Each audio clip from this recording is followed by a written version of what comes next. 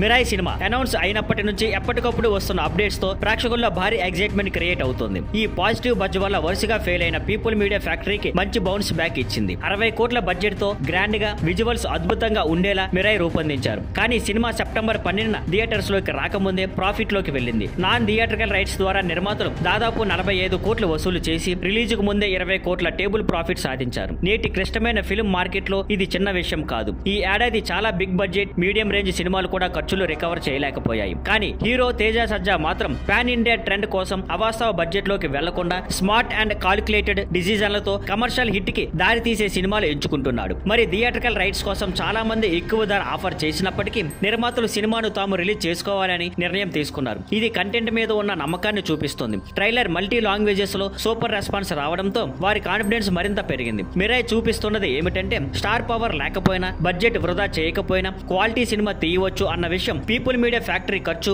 క్వాలిటీకి మధ్య perfect balance సాధించి కొత్త బెంచ్ మార్క్ సెట్ చేసింది. Thank you for watching. Please like, share and subscribe.